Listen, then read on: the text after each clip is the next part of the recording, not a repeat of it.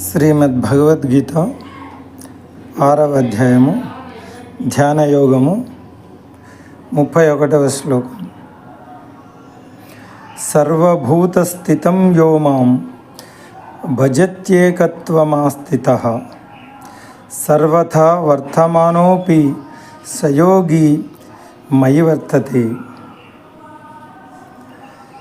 నాయందే ఏకత్వంలో స్థితుడై ఉండి నన్నే సర్వభూతముల యందు స్థితుడై ఉన్న పరమాత్మగా ఆరాధించిన యోగి అన్ని రకాల కార్యకలాపాలు చేస్తూనే నాయందే నివసిస్తాడు. భగవంతుడు ఈ జగత్తులో సర్వవ్యాపి. ఆయన సర్వభూతముల హృదయాలలో పరమాత్మ రూపంలో కూర్చొని ఉన్నాడు. 18వ అధ్యాయం 61వ శ్లోకంలో శ్రీకృష్ణుడు ఇలా పేర్కొంటున్నాడు: నేను సమస్త ప్రాణుల హృదయాలలో కూర్చొని ఉన్నాను. ఈ విధంగా ప్రతి ఒక్క ప్రాణి శరీరంలో 2 వ్యక్తిత్వాలు ఉన్నాయి, ఆత్మ మరియు పరమాత్మ. వ్యక్తుల ఆధ్యాత్మిక పరిస్థితి బట్టి ఇది ప్రధానంగా 4 స్థాయిల దృష్టికోణానికి దారితీస్తుంది. మొదటిది, భౌతిక దృక్పథంలో ఉన్నవారు ప్రతి వారిని శరీరంగా చూస్తారు మరియు జాతి, కులము, లింగము, వయస్సు, సామాజిక స్థాయి, దేశ పౌరసత్వం వంటి వాటి ఆధారంగా భిన్నంగా చూస్తారు. రెండవది, అంతకన్నా ఉన్నతమైన దృక్పథం కలవారు ప్రతి వారిని ఆత్మగా చూస్తారు, ప్రతి వ్యక్తిని ఆత్మగా చూస్తారు. అందుకే 5వ అధ్యాయం 18వ శ్లోకంలో శ్రీకృష్ణుడు ఇలా పేర్కొన్నాడు: దివ్య జ్ఞాన చక్షువులు కల నిజమైన పండితులు ఒక బ్రాహ్మణుడిని, ఒక ఆవును, ఒక ఏనుగును, ఒక కుక్కను మరియు ఒక చండాలుడిని అందరినీ ఒకే దృష్టితో చూస్తారు. ఇక 3వది, ఉన్నతమైన యోగులు ఇంకా పై స్థాయిలో ఉన్న దృక్పథంలో అందరిలో పరమాత్మగా స్థితుడై ఉన్న భగవంతుడిని చూస్తారు. వారు కూడా భౌతిక జగత్తును గ్రహిస్తారు, కానీ దాని పట్ల ఉదాసీనంగా ఉంటారు. వారు హంస లాంటి వారు. అవి పాలు నీరు మిశ్రమంలో పాలనే తీసుకొని నీటిని విడిచిపెడతాయి. ఇక 4వ స్థాయి, అత్యున్నత స్థాయి యోగులను పరమహంసలు అంటారు. వారు భగవంతుడిని దర్శిస్తారు. వారికి ఈ ప్రపంచం స్పృహ ఉండదు. భాగవతంలో చెప్పబడిన విధంగా వేదవ్యాస తనయుడైన శుకదేవుని విజ్ఞాన స్థాయి ఎలా ఉంది అంటే: యం ప్రవ్రజంత మనుపేతం అపేత కృత్యం ద్వైపాయనో విరహ కాతర ఆజుహావ పుత్రేతి తన్మయతయ తరవోభినేదుస్ తం సర్వభూత హృదయం మునే మానతోస్మి. భాగవతం 1.2.2లో చెప్పినట్లు, చిన్నతనంలోనే తన ఇంటి నుండి వెళ్ళిపోతూ శుకదేవుడు సన్యాసాశ్రమం స్వీకరించినప్పుడు ఆయన ఎంత ఉన్నతమైన స్థాయిలో ఉన్నాడంటే ఆయనకు ఈ ప్రపంచపు స్పృహే లేదు. ఆయన అటుగా వెళ్తూ కొలనులో నగ్నంగా స్నానం చేస్తున్న అందమైన యువతులను గమనించనే లేదు. ఆయన చూసింది అంతా భగవంతుడిని, ఆయన విన్నది అంతా భగవంతుడిని, ఆయన తలచింది అంతా భగవంతుడిని అని ఈ శ్లోకం పేర్కొంటుంది.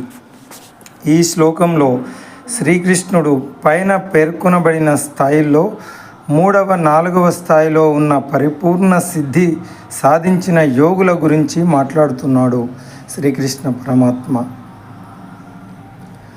The yogi who is established in union with God and worships God as the supreme soul residing in all beings dwells only in God, though engage in all kinds of activities.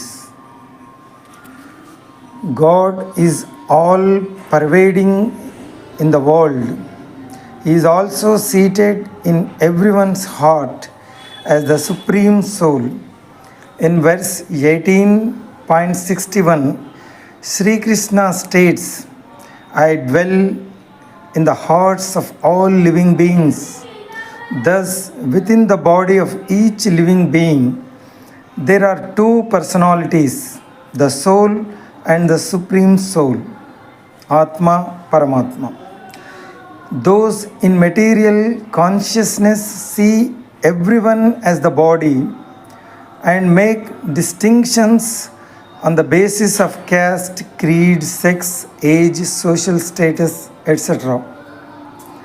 Those in superior consciousness see everyone as the soul. Thus, in verse 5.18, Sri Krishna states, the truly learned with the eyes of divine knowledge see with equal vision a Brahmin, a cow, an elephant, a dog, and a dog eater. The elevated yogis in even higher consciousness see God seated as the Supreme Soul in everyone. They also perceive the world, but they are unconcerned about it. They are like the Hansas, the swans who can drink the milk and leave out the water from a mixture of milk and water. The most elevated yogis are called Paramahamsas. They only see God and have no perception of the world. This was the level of realization of Shukadev, the son of Vedavyas, as stated in the Srimad Bhagavatam. 1.2.2 verse 24 says, when Sukadev entered the renounced order of sannyas, walking away from home in his childhood itself, he was at such an elevated level that he had no perception of this world. He did not even notice the beautiful woman bathing in the nude in a lake while he happened to pass by there. All that he perceived was God, all that he heard was God, all that he thought was God.